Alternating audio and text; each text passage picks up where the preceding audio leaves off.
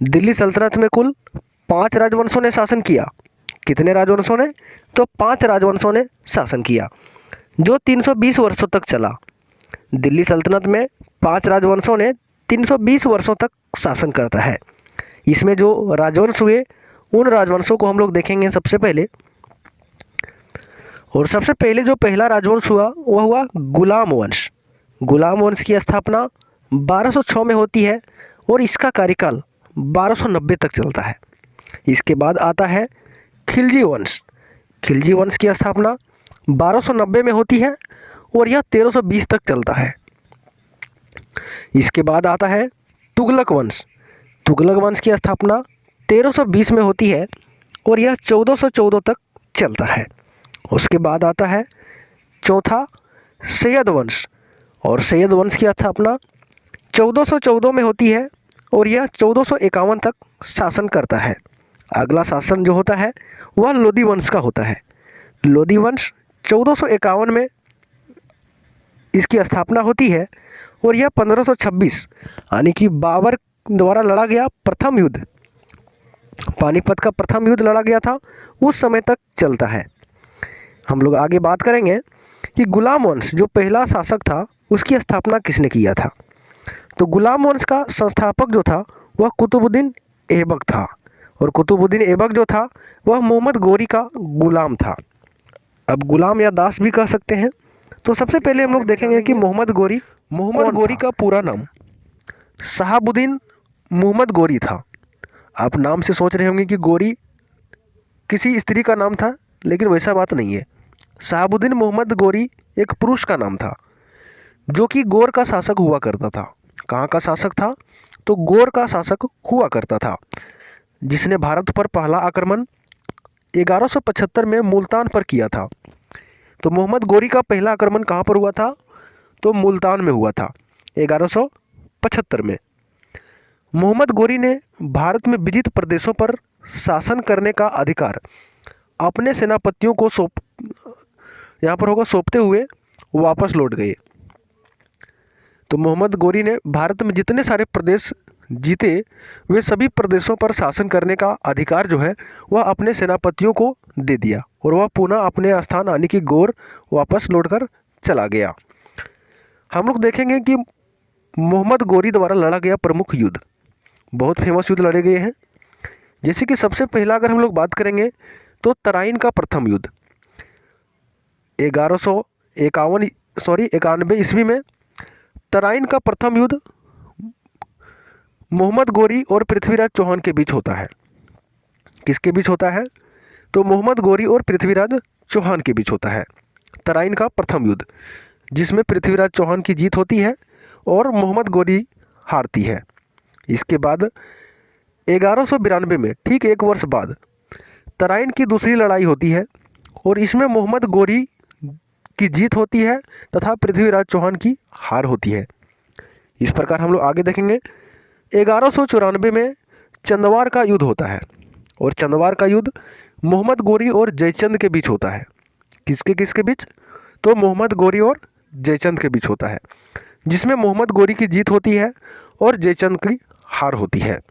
इस प्रकार अब हम लोग देखेंगे आगे जो पहला शासक था गुलाम वंश के बारे में। लेकिन इससे पहले बता दें कि मोहम्मद गोरी की हत्या 15 मार्च 1206 ईस्वी में कर दी जाती है।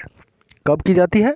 तो 1206 ईस्वी में कर दी जाती है और इसके बाद गुलाम वंश की स्थापना की जाती है, जो दिल्ली सल्तनत का पहला राजवंश होता है। इस हम लोग चर्चा करेंगे अब गुलाम राजवंश के बारे में। और इस प्रकार दिल्ली के 5 राजवंशों में पहला राजवंश जो था वह गुलाम राजवंश था। गुलाम राजवंश की कार्यकाल जो थी वह 1206 से लेकर 1290 ईस्वी तक था। तो 1206 ईस्वी में कुतुबुद्दीन ऐबक ने गुलाम वंश की स्थापना किया था तथा अपनी राजधानी को लाहौर बनवाया था। बहुत ही इंपॉर्टेंट क्वेश्चन है कि गुलाम वंश के संस्थापक कौन था? तो कुतुबुद्दीन ऐबक था। इन्होंने 1206 में गुलाम वंश की स्थापना किया था तथा अपनी राजधानी को लाहौर में बनवाया था। इसके बाद इल्तुतमिश ने राजधानी को दिल्ली स्थानांतरित करता है वहाँ आगे हम लोग देखेंगे। कुतुबुद्दीन ऐबक का उपनाम लाख बख्श, हातिमाई और कुरान खान आदि था। तो ये 3 उपनाम जो है वह कुतुबुद्दीन ऐबक का था। अब देखिए, लाख बख्श इसको इसलिए कहा जाता था क्योंकि यह लाखों में रुपये दान करता था। कुरान खान इसलिए कहा जाता था क्योंकि यह कुरान की अच्छी पकड़ रखता था, यानी कि जानकारी रखता था। हातिमाई भी इसे कहा जाता था। ठीक है, आगे हम लोग चर्चा करेंगे। कुतुबुद्दीन ऐबक ने सूफी संत ख्वाजा कुतुबुद्दीन बख्तियार काकी के नाम पर कुतुब मीनार का नींव डाला। किसके नाम पर डाला था?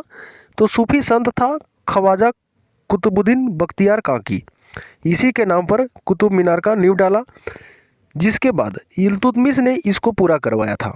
बहुत बार यह क्वेश्चन पूछा जाता है कि कुतुब मीनार का कार्य किसने शुरू किया था? तो यहाँ पर कुतुब मीनार का जो कार्य शुरू किया गया था वह कुतुबुद्दीन ऐबक के द्वारा शुरू किया गया था। लेकिन इसका जो काम पूरा किया गया वह किसके द्वारा? तो इल्तुतमिश के द्वारा इसको पूरा करवाया गया था। ठीक है, इसके अलावा इन्होंने दिल्ली में कुबत उल मस्जिद बनवाया। किसने? तो कुतुबुद्दीन ऐबक ने। तथा राजस्थान के अजमेर में 2.5 दिन का झोपड़ा बनवाया। बहुत बार यह क्वेश्चन पूछा गया है कि 2.5 दिन का झोपड़ा कहाँ पर स्थित है? तो राजस्थान के अजमेर में स्थित है। इसको किसने बनवाया? तो कुतुबुद्दीन ऐबक द्वारा इसे बनवाया गया था। आगे बात करेंगे।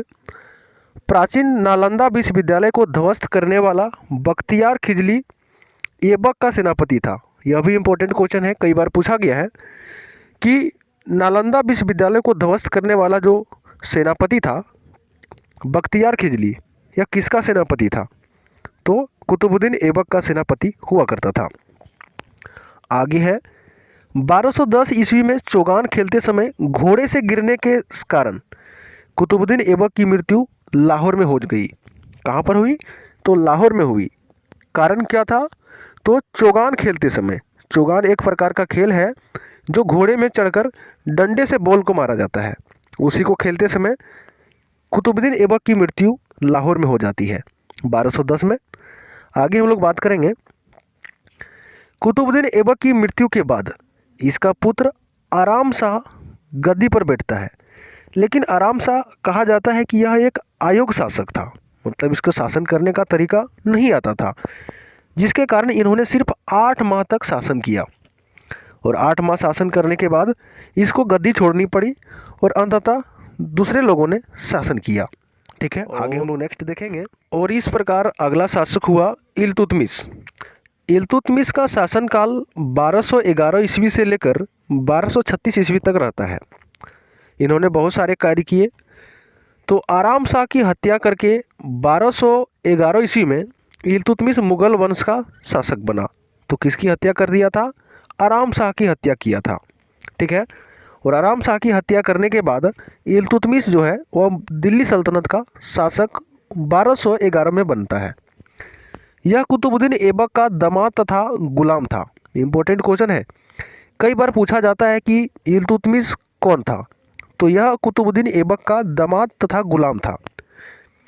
इसने राजधानी को दिल्ली बनवाया।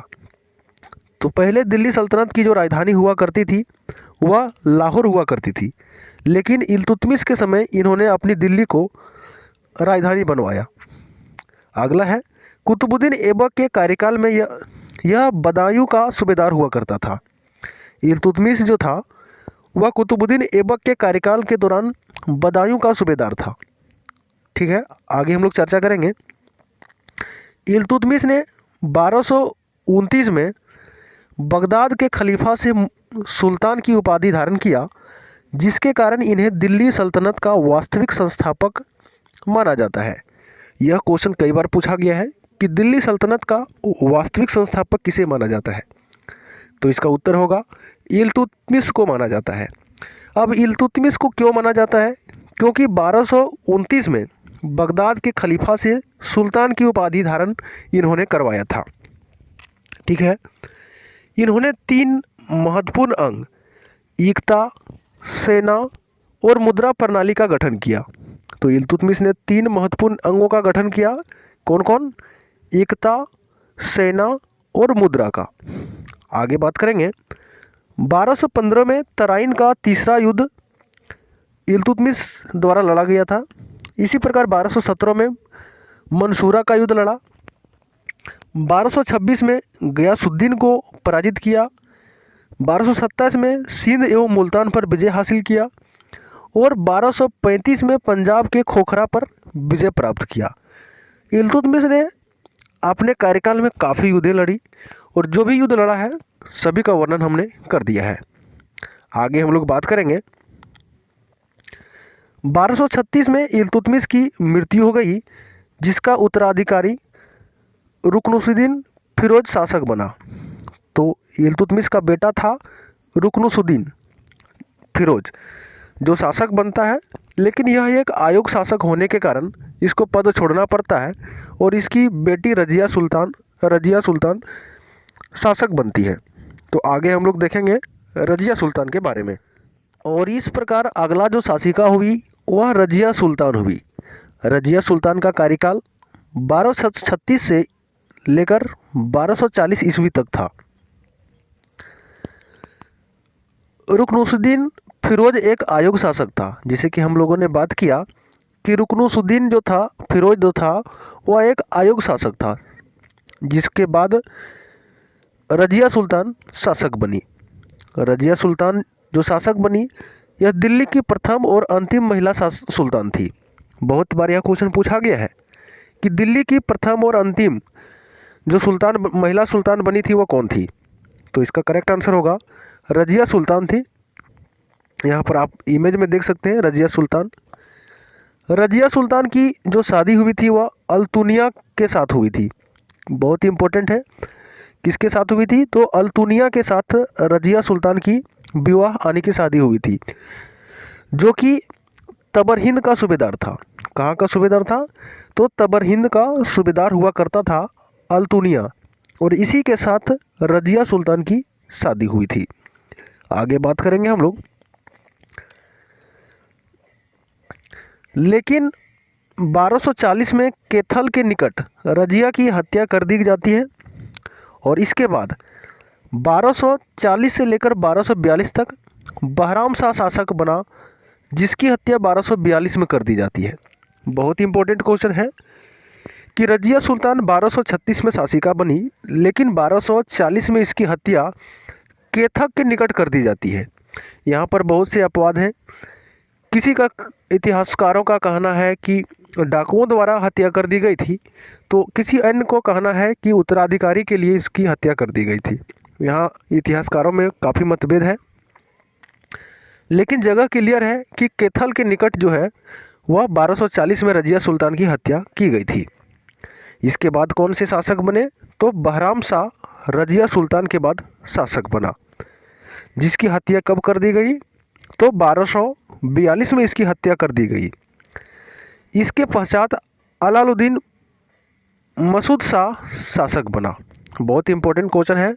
अलाउद्दीन मसूद शाह बहराम शाह के बाद जो है शासक बनता है, लेकिन बलबन ने षड्यंत्र के द्वारा, बलबन बहुत ही चतुर व्यक्ति थे और इन्होंने ऐसा षड्यंत्र रचा कि 1246 में मसूद शाह को सुल्तान की पद से हटाकर नसीर उद्दीन मोहम्मद को सुल्तान बनाया। बाद में इसी को चलकर इन्होंने अपना दामाद भी बनाया था। किसे? तो नसीर उद्दीन मोहम्मद को। अब नसीर उद्दीन मोहम्मद कौन था? तो नसीर उद्दीन मोहम्मद टोपी सीकर अपना भरण पोषण करता था, यानी कि कह सकते हैं कि टोपियों का व्यापारी था नसीर उद्दीन मोहम्मद, जिसको बलबन ने दिल्ली का शासक बनाया और बाद में अपनी पुत्री का विवाह, यहाँ पर देख सकते हैं, जिसके बाद बलबन ने अपनी पुत्री का विवाह नसीरुद्दीन मोहम्मद से किया, जिसका कार्यकाल 1246 से लेकर 1266 ईस्वी तक रहता है। इस प्रकार 1266 में नसीरुद्दीन मोहम्मद की मृत्यु हो जाती है, जिसके बाद बलबन शासक बनता है। आगे हम लोग देखेंगे बलबन के बारे में। और इस प्रकार अब हम लोग देखेंगे बलबन के कार्यकाल को। तो बलबन का कार्यकाल 1266 ईस्वी से लेकर 1286 ईस्वी तक रहता है। नसीरुद्दीन की मृत्यु के पश्चात बलबन शासक बना जिसका वास्तविक नाम बहाउद्दीन था? यह क्वेश्चन कई बार पूछा गया है कि बलबन का वास्तविक नाम क्या था। तो इसका उत्तर होगा बलबन का वास्तविक नाम जो था वह बहाउद्दीन था। यह इल्तुतमिश का गुलाम था। तो बलबन किसका गुलाम था? इल्तुतमिश का। आगे इसका इमेज आप देख सकते हैं, बलबन का इमेज मैंने लगा रखा है। 1266 ईस्वी में बलबन गियासुद्दीन बलबन के नाम से दिल्ली का गद्दी पर बैठा। तो बलबन दिल्ली के गद्दी पर किस नाम से बैठा? तो गियासुद्दीन बलबन के नाम से बैठा था। ठीक है, आगे की बात करेंगे हम लोग। इन्होंने राज दरबार में सिजदा और पेबोस प्रथा की शुरुआत किया। बहुत ही इंपॉर्टेंट क्वेश्चन है, यहाँ अक्सर क्वेश्चन पूछा जाता है। इन्होंने सिजदा और पेबोस नामक जो प्रथा था उसकी शुरुआत राज दरबार में करवाया तथा विरोधियों के लिए लौह और रक्त की नीति अपनाई। कौन सी नीति? लौह एवं रक्त की नीति जो है वह बलबन ने अपने विरोधियों के लिए अपनाया था। बलबन के दरबार में प्रसिद्ध कवि अमीर खुसरो और अमीर हसन रहा करते थे। बेहद इंपॉर्टेंट क्वेश्चन है कि अमीर खुसरो किसके दरबार में रहते थे? तो बलबन के दरबार में रहते थे। यह कौन से कवि थे? तो फारसी भाषा के प्रसिद्ध कवि थे। ठीक है, कई बार पूछा गया है कि कौन सी भाषा की प्रसिद्ध कवि थे, तो फारसी भाषा के थे। आगे है बलबन के बाद अगला शासक केकुबार बना। कौन सा बना? केकुबार, जो एक आयोग शासक था। केकुबार शासक बना लेकिन यह एक आयोग शासक था। शासक करने की इसकी जो गतिविधियां थी, कार्यशैली थी, वह अच्छा नहीं था। इसके बाद अंतिम जो शासक बना वह कैमुर्स बना, और इसी कैमुर्स की हत्या किसने की थी? तो जलालुद्दीन खिजली ने। जलालुद्दीन खिजली ने कैमुर्स की हत्या 1290 में कर दिया था। कब किया था? तो 1290 में कर दिया था, और उसी समय खिजली वंश की स्थापना हो गई। तो खिजली वंश की स्थापना कब हुई? 1290 में, और इसकी स्थापना जलालुद्दीन खिजली ने किया कैमुर्स को हत्या करके। ठीक है, इसके बाद वाले वीडियो में हम लोग देखेंगे खिजली वंश। तो दोस्तों अभी तक आप लोगों ने कमेंट जो नहीं किए हैं, बताएंगे कमेंट करके कि आप लोगों को यह वीडियो कैसा लगा, जो कि दिल्ली सल्तनत का दूसरा राजवंश है। तो खिलजी राजवंश का जो कार्यकाल था वह 1290 ईस्वी से लेकर 1320 ईस्वी तक रहता है। अब इससे जो रिलेटेड क्वेश्चंस पूछे जाते हैं एग्जाम्स में, उन पर हम लोग चर्चा करेंगे। जैसे कि सबसे पहले गुलाम वंश की अंतिम शासक कैमुर्स के बाद खिलजी वंश की स्थापना 13 जून 1290 ईस्वी में जलालुद्दीन फिरोज खिजली ने किया।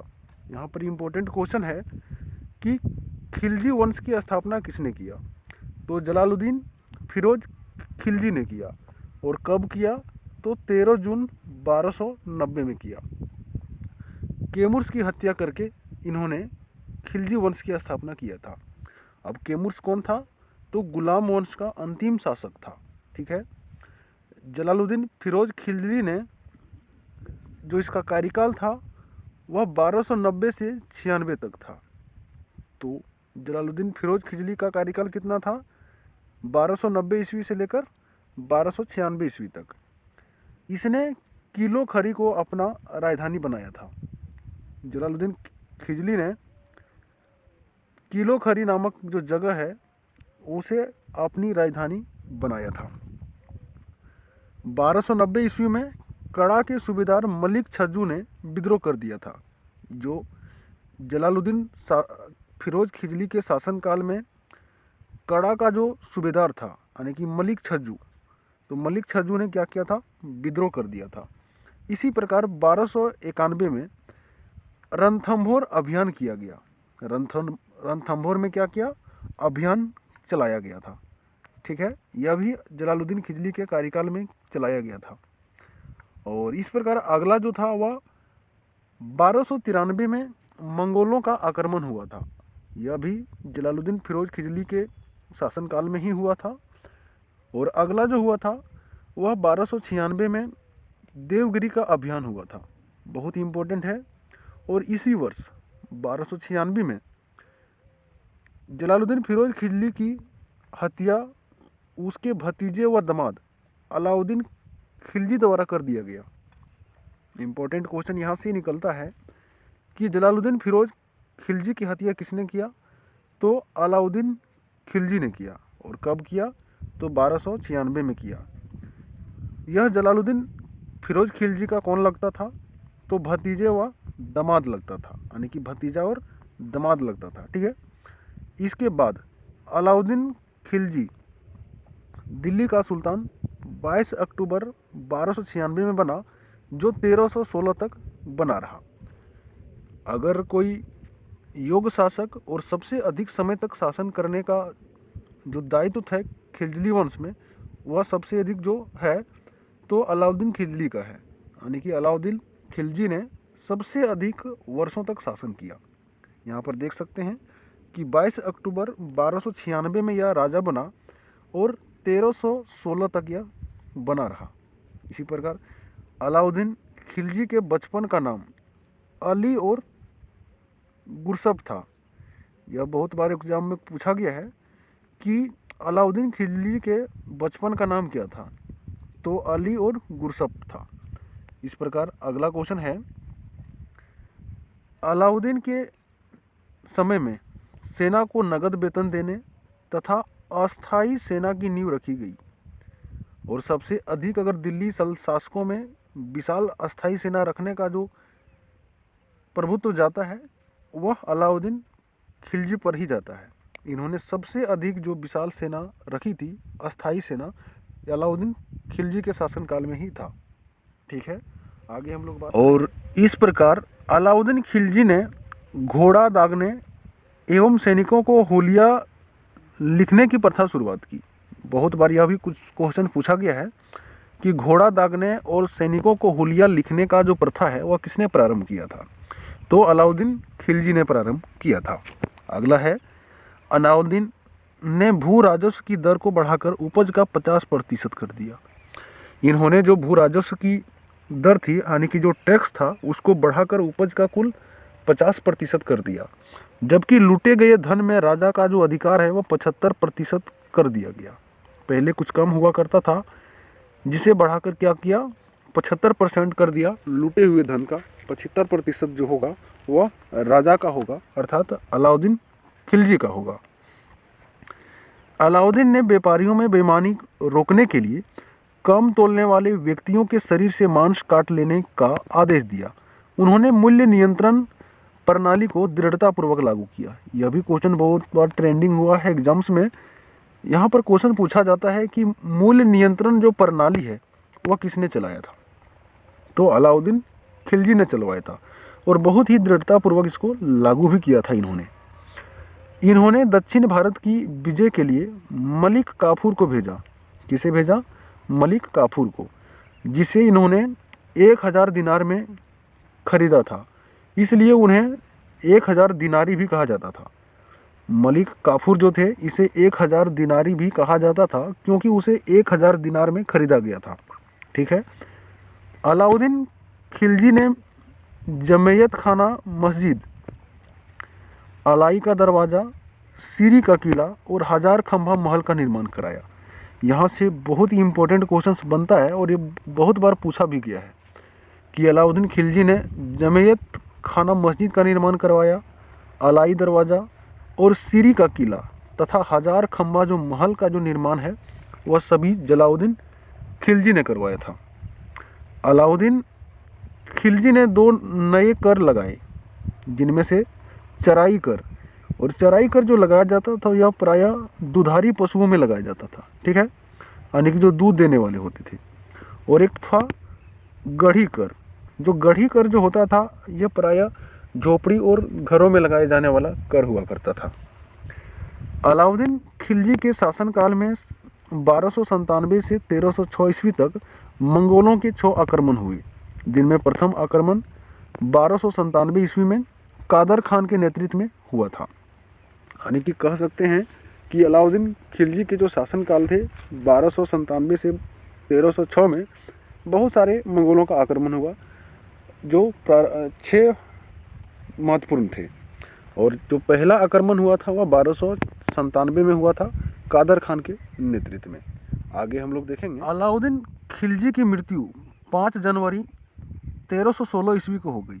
बहुत इंपॉर्टेंट है, इसकी मृत्यु कब हुई? तो 5 जनवरी 1316 में हो गई। अलाउद्दीन खिलजी के बाद कुतुबुद्दीन मुबारक खिलजी जो है वह 1316 ईस्वी को दिल्ली के सिंहासन पर बैठा। बहुत इंपॉर्टेंट क्वेश्चन है कि अलाउद्दीन खिलजी के बाद इसका उत्तराधिकारी जो हुआ वह कुतुबुद्दीन मुबारक खिलजी हुआ, जो 1316 में दिल्ली के सिंहासन पर बैठा। ऐसा कहा जाता है कि इसे नग्न स्त्री पुरुष की संगत पसंद थी। बहुत ही थोड़ा पगलेट टाइप का था, जिसके कारण कभी कभी राज दरबार में स्त्रियों का वस्त्र पहनकर आ जाता था। जो कुतुबुद्दीन मुबारक खिलजी जो नया शासक बना, यह कभी कभी राज दरबार में स्त्रियों के वस्त्र पहनकर आ जाता था। बर्नी के अनुसार, बर्नी एक लेखक इतिहासकार हैं, और इसके अनुसार अगर बात करें तो मुबारक खिलजी कभी कभी नग्न होकर दरबारियों के बीच दौड़ा करता था। इससे पता चलता है कि यह बिल्कुल मेंटल था ही। ठीक है, आगे हम लोग बात करेंगे इससे रिलेटेड कुछ और भी क्वेश्चन से। कुतुबुद्दीन मुबारक खिलजी के वाजिर खुसरो खान ने 15 अप्रैल 1320 ईस्वी को इसकी हत्या कर दी और स्वयं दिल्ली का सिंहासन पर बैठा। किसने हत्या इसकी की? तो खुसरो खान ने, जो कि कुतुबुद्दीन मुबारक खिलजी के वाजिर थे। कौन थे? तो वाजिर थे। ठीक है, इन्होंने 1320 में इसकी हत्या कर देती है और यह खुद दिल्ली के सिंहासन पर बैठता है राजा बनकर। खुसरो खान ने पैगंबर के सेनापति की उपाधि धारण की। खिलजी वंश का अंतिम शासक था। बहुत ही इंपॉर्टेंट क्वेश्चन है।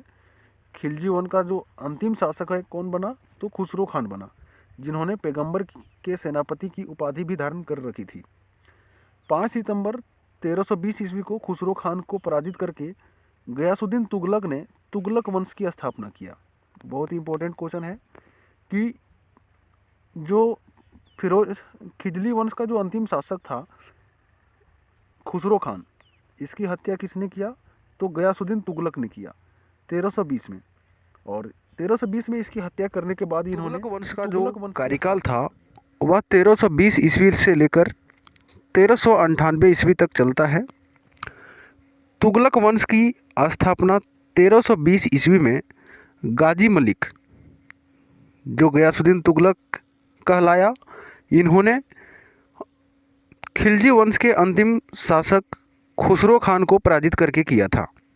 बहुत ही इंपॉर्टेंट क्वेश्चन यहाँ से बनता है कई बार कि तुगलक वंश की स्थापना किसने किया था? तो गयासुद्दीन तुगलक ने किया था, जिसका पहले नाम गाजी मलिक हुआ करता था, लेकिन यह दिल्ली के सिंहासन पर बैठते समय इन्होंने गाजी मलिक से गयासुद्दीन तुगलक अपने नाम में परिवर्तन कर लिया और गयासुद्दीन तुगलक के नाम से यह दिल्ली के सिंहासन पर बैठा। इन्होंने खिलजी वंश के अंतिम शासक खुसरो खान को पराजित करके तुगलक वंश की स्थापना किया था। गयासुद्दीन तुगलक ने सिंचाई के लिए कुएं, नहरों का निर्माण करवाया, जो प्रथम शासक था। अर्थात कहने का मतलब है कि दिल्ली सल्तनत में पहला शासक था गयासुद्दीन तुगलक, जिन्होंने कृषि के उत्थान के लिए कुएं एवं नहरों का निर्माण करवाया था। आगे हम लोग बात करेंगे, इन्होंने सांकेतिक मुद्रा का प्रचलन भी करवाया था। गयासुद्दीन तुगलक ने सांकेतिक मुद्रा का प्रचलन करवाया था। गयासुद्दीन तुगलक ने दिल्ली के समीप तुगलकाबाद नामक नगर स्थापित किया था। इस नगर में एक दुर्ग का निर्माण भी कराया था, जिसे 56 कोट के नाम से जाना जाता है। बहुत बार क्वेश्चन पूछा जाता है कि 56 कोट जो दुर्ग है वह कहाँ पर था? तो तुगलकाबाद में, यानी कि हम कह सकते हैं तुगलकाबाद। और आगे है, गयासुद्दीन तुगलक की मृत्यु 1325 ईस्वी में बंगाल अभियान से लौटते समय जूना खान द्वारा निर्मित लकड़ी के महल से दबकर हो गई। वेरी इंपॉर्टेंट क्वेश्चन है कि गयासुद्दीन तुगलक की जो मृत्यु है वह 1325 ईस्वी में हुई थी। कारण क्या था? तो जूना खान द्वारा निर्मित लकड़ी के महल से दबकर इसकी मृत्यु हो गई थी। गयासुद्दीन तुगलक के बाद जूना खान मोहम्मद बिन तुगलक के नाम से 1325 में दिल्ली के सिंहासन पर बैठा।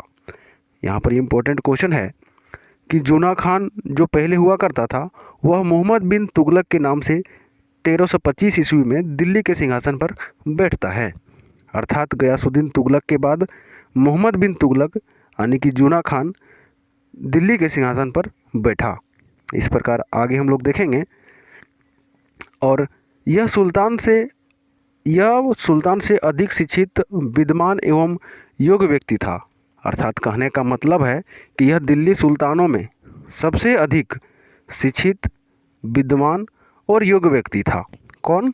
जूना खान यानी कि मोहम्मद बिन तुगलक। ठीक है, आगे हम लोग देखेंगे। मोहम्मद बिन तुगलक की उसकी योजनाओं के लिए स्वप्नशिल्प, पागल और रक्त पिपासु कहा जा गया है।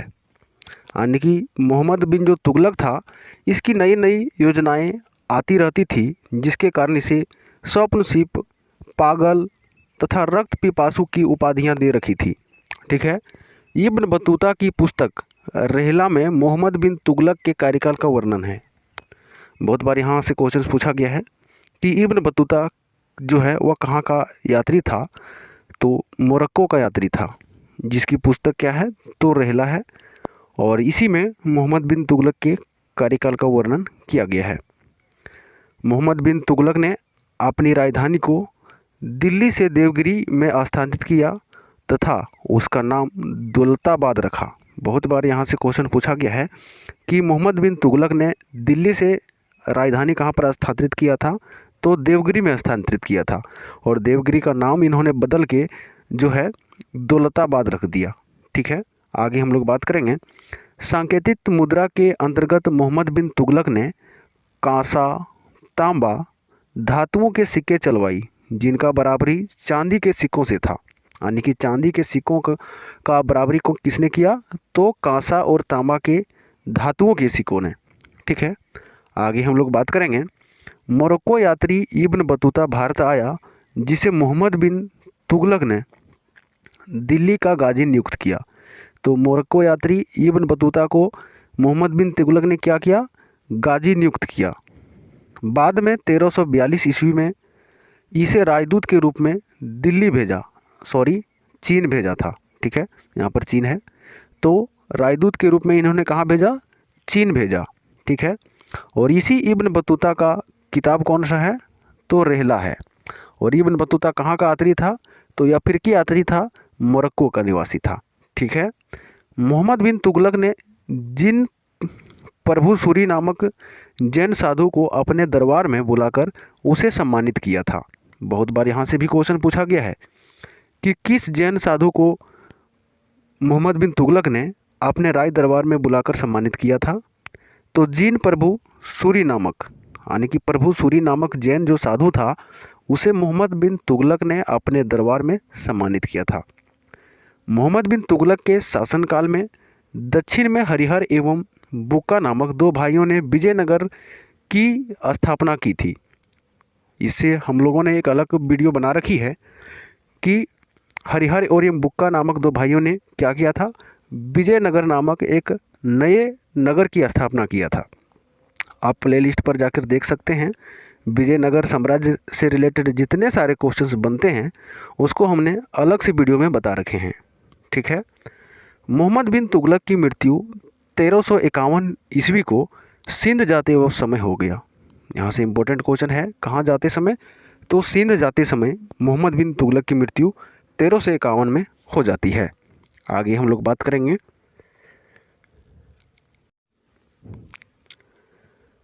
मोहम्मद बिन तुगलक की मृत्यु पर इतिहासकार बदायूं लिखता है। तो बदायूं क्या लिखता है? अंततः लोगों को उससे मुक्ति मिली और उसे लोगों से। यह किसका कथन है? तो इतिहासकार बदायूनी का कथन है, जो उन्होंने कहा है कि लोगों को उससे मुक्ति मिली और उसे लोगों से मुक्ति मिली। मोहम्मद बिन तुगलक की मृत्यु के बाद फिरोज तुगलक राजा अभिषेक भट्टा के नज़दीक यानी कि 1391 में हुआ तथा बाद में दिल्ली में हुआ। अर्थात कह सकते हैं कि फिरोज तुगलक का राजाभिषेक दो बार हुआ। एक बार भट्टा के नज़दीक 1351 में हुआ, जबकि उसी वर्ष 1351 में ही दिल्ली में भी इसका राजाभिषेक कराया गया।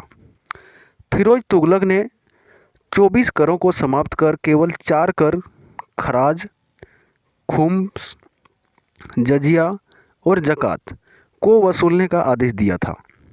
तो बहुत ही इम्पोर्टेंट क्वेश्चन है कि फिरोज तुगलक जो मोहम्मद बिन तुगलक के बाद शासक बना, उन्होंने सिर्फ 4 करों को वसूलने का अधिकार दे रखा था अपने कर्मचारियों को 24 करों में से। ठीक है, वे 4 कर कौन कौन थे? तो खराज, खुम्बस, जजिया और ज़कात। यहाँ से अक्सर जजिया कर पूछा जाता है कि जजिया कर क्या था। तो कई बार यहाँ से जजिया कर पूछा गया है। तो जजिया कर गैर मुसलमानों से लिए जाने वाला कर था। ठीक है, आगे हम लोग बात करेंगे। फिरोज तुगलक ब्राह्मणों पर जजिया कर लगाने वाला प्रथम मुसलमान शासक था। क्या था? तो प्रथम मुसलमान शासक था जिन्होंने ब्राह्मणों पर जजिया कर लगवाया था। ठीक है, कौन था? तो फिरोज तुगलक था। फिरोज तुगलक ने 5 बड़ी नहरों का निर्माण करवाया तथा 300 नए नगरों की स्थापना की। यहाँ से भी कई बार क्वेश्चन पूछा गया है कि फिरोज तुगलक ने कितने नहरों का निर्माण करवाया था। तो 5 नए नगर जो है नहरों का निर्माण करवाया था, जबकि 300 नए नगरों का स्थापना भी इन्होंने कर रखी थी। फिरोज तुगलक ने अनाथ मुस्लिम महिलाओं, विधवाओं एवं लड़कियों की सहायता के लिए दीवान ए खैरात की स्थापना की। तो क्या स्थापना किया था? दीवान ए खैरात की स्थापना की थी, जिससे मुस्लिम महिलाओं, विधवाओं एवं लड़कियों की सहायता की जाती थी इस संस्था के द्वारा। सल्तनतकालीन सुल्तानों के शासनकाल में सबसे अधिक दासों की संख्या फिरोज तुगलक के समय थी। बहुत बार यहाँ से भी क्वेश्चन पूछा गया है कि सल्तनतकालीन सुल्तानों में अगर सबसे अधिक दासों की संख्या थी तो किसके कार्यकाल में थी? तो यह किसके काल में थी? तो फिरोज तुगलक के समय थी। ठीक है, आगे हम लोग चर्चा करेंगे। फिरोज तुगलक ने यहाँ पर दासों होगा, तो दासों की देखरेख के लिए दीवान ए बदगान की स्थापना की थी। किसकी स्थापना की थी? तो दीवान ए बदगान की स्थापना फिरोज तुगलक ने अपने दासों की देखरेख के लिए किया था। फिरोज तुगलक ने अपनी आत्मकथा फतुहात ए फिरोज शाही की रचना की थी। तो क्या की थी? फतुहात ए फिरोज शाही की स्थापना की थी, जिसमें फिरोज शाही यानी कि फिरोज तुगलक के बारे में उसकी जीवन कथा से संबंधित सारी क्रियाकलापों का वर्णन किया गया था। फिरोज तुगलक ने चांदी एवं तांबे के मिश्रण से निर्मित सिक्कों की भारी संख्या में जारी करवाए। क्या किए थे? तो चांदी एवं तांबे के मिश्रण से बनाए गए सिक्कों को भारी संख्या में इन्होंने जारी करवाया था। फिरोज तुगलक की मृत्यु 1388 ईस्वी में हो गई। कब हुई? 1388 ईस्वी में हो गई। इस प्रकार तुगलक वंश का अंतिम शासक नसीरुद्दीन मोहम्मद तुगलक था। कौन था? नसीरुद्दीन मोहम्मद तुगलक। कई बार क्वेश्चन पूछा जाता है कि तुगलक वंश का अंतिम शासक कौन हुआ? तो नसीरुद्दीन तुगलक था। इसका शासन क्षेत्र दिल्ली से पालम तक ही रह गया। अर्थात कह सकते हैं कि नसीरुद्दीन मोहम्मद तुगलक का शासन क्षेत्र काफ़ी छोटा था, यह इतना योग्य शासक भी नहीं था। ठीक है, आगे हम लोग बात करेंगे। और इस प्रकार तुगलक वंश की अंत हो जाती है, जिसके बाद यहाँ पर 1414 में सैयद वंश की स्थापना खिज्र खान ने किया। कौन सा वंश आया? खिज्र खान आया, जिन्होंने सैयद वंश की स्थापना किया। और यह सैयद वंश दिल्ली सल्तनत का चौथा राजवंश हुआ। तो दोस्तों, अगर आप लोगों ने अभी तक वीडियो को लाइक नहीं किया है तो प्लीज़ लाइक करके वीडियो को शेयर करें। साथ ही अगर चैनल पर आप नए हैं तो चैनल को ज़रूर सब्सक्राइब करें, ताकि इस प्रकार की लेटेस्ट वीडियो की जानकारी जिसका कार्यकाल 1414 ईस्वी से लेकर 1451 ईस्वी तक रहता है, और इसके बाद लोधी वंश की स्थापना होती है। इसी वीडियो में हम लोगों ने लोधी वंश को भी कवर कर रखी है, तो अंततः इस वीडियो के अंत तक हम लोग लोधी वंश को भी देखेंगे। तो सैयद वंश की संस्थापक खिज्र खान था। कौन था? खिज्र खान था, जिन्होंने सुल्तान की उपाधि ना धारण करके अपने को रैयत ए आला की उपाधि धारण की। तो खिज्र खान ने कौन सी उपाधि धारण की थी? तो रैयत ए आला की उपाधि इन्होंने धारण कर रखी थी, लेकिन सुल्तान की उपाधि इन्होंने धारण नहीं की थी। बाकी दिल्ली सल्तनत के अंतर्गत जितने राजवंश हुए सभी ने सुल्तान की उपाधि धारण की थी, लेकिन खिज़र खान ने नहीं किया था। ठीक है, खिज़र खान तैमूरलंग का सेनापति था। यहाँ से भी बहुत बार क्वेश्चन पूछता है कि खिज़र खान कौन था, तो तैमूरलंग का सेनापति था। तैमूरलंग भारत से लौटते समय खिज़र खान को मुल्तान, लाहौर एवं दीपालपुर का शासक नियुक्त किया था, जिसके लिए खिज़र खान ने समय समय पर टैक्स को भेजता रहा। आगे हम लोग बात करेंगे। खिज़र खान की मृत्यु जो होती है वह 1421 ईस्वी में हो जाती है। कब होती है? 1421 में, जिसके बाद उसका पुत्र मुबारक खान ने शाह की उपाधि से धारण की और दिल्ली के सिंहासन पर बैठा। तो मुबारक खान ने शाह की उपाधि धारण करके दिल्ली के सिंहासन पर बैठा, जो खिज़र खान का पुत्र था। याहिया बिन अहमद सरहिंदी को मुबारक शाह का संरक्षण प्राप्त था। किसका संरक्षण प्राप्त था? याहिया बिन अहमद सरहिंदी का। तारीख ए मुबारक शाही में सैयद वंश के विषय में जानकारी मिलती है। तो किस में मिलती है? तारीख ए मुबारक शाही में। यमुना नदी के किनारे मुबारक शाह ने मुबारकाबाद की स्थापना किया तथा इस प्रकार से सैयद वंश, यहाँ पर यदु वंश नहीं होगा, सैयद वंश का अंतिम सुल्तान अलाउद्दीन आलम शाह के सैयद वंश हुआ। और इस प्रकार सैयद वंश ने कुल लगभग 37 वर्षों तक शासन किया। तो सैयद वंश का अंतिम शासक कौन था? अलाउद्दीन आलम शाह, जो सैयद वंश का अंतिम शासक हुआ। और इन्होंने 37 वर्षों तक पूरे सैयद वंश का शासन होने के पश्चात अगला शासन जो हुआ वह लोदी वंश का हुआ।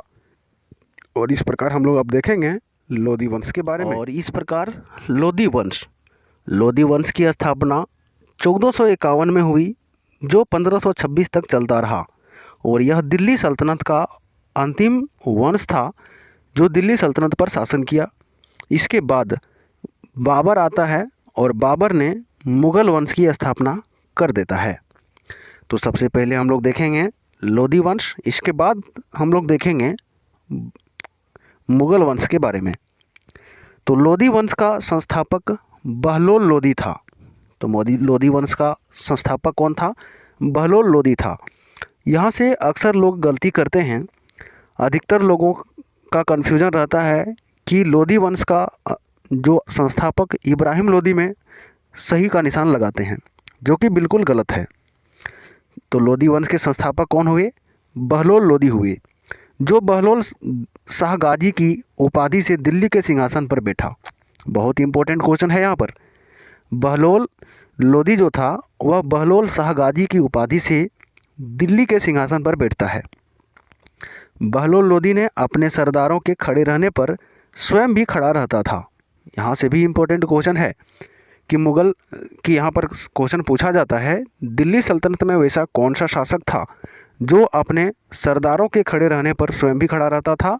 तो वह था बहलोल लोदी। ठीक है, आगे हम लोग बात करेंगे। बहलोल लोदी ने बहलोल सिक्के का प्रचलन करवाया था। क्या करवाया था? बहलोल सिक्के का प्रचलन करवाया था बहलोल लोदी ने, तथा अपने सरदारों को मकसद-ए-अली का उपाधि जो है प्रदान किया था।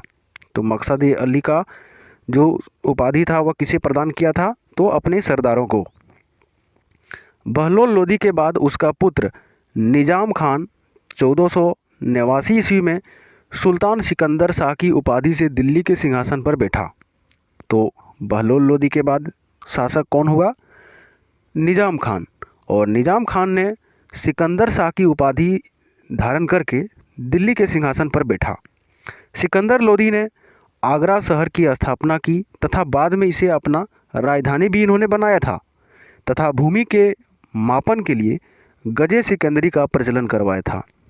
तो यही निजाम खान जो सिकंदर शाह की उपाधि से दिल्ली सल्तनत यानी कि दिल्ली के सिंहासन पर बैठा, उन्होंने आगरा शहर की स्थापना 1504 में किया था, जो बाद में चलकर इन्होंने उसे अपना राजधानी भी बनाया तथा ज़मीन को नापने के लिए गजे सिकंदरी का प्रचलन भी इन्होंने करवाया था।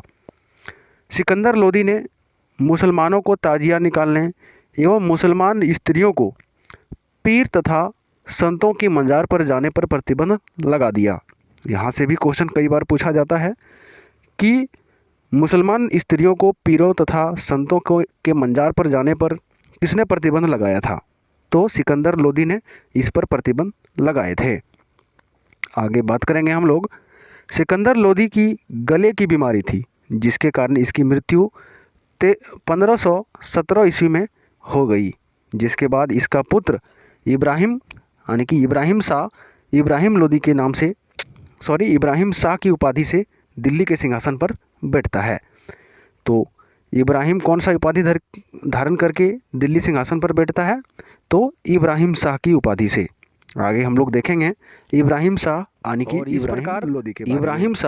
इब्राहिम लोदी के उपनाम से दिल्ली सिंहासन पर कुछ वर्षों तक शासन करता है, जिसके बाद 21 अप्रैल 1526 ईस्वी को पानीपत के प्रथम युद्ध में इब्राहिम लोदी की हार गया तथा इसी युद्ध में मारा जाता है। यहाँ पर आप देख सकते हैं पानीपत का युद्ध होता है। तो पानीपत का युद्ध जो होता है वह इब्राहिम लोदी और अफ़गान का शासक बाबर के बीच में होता है, और बाबर ने इब्राहिम लोदी को युद्ध में ही मार देता है, यानी कि रणभूमि में ही इसकी मृत्यु हो जाती है।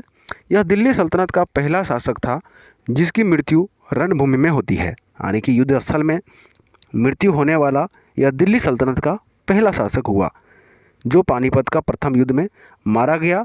और इस प्रकार कह सकते हैं कि दिल्ली सल्तनत में लोदी वंश का अंत हो जाता है।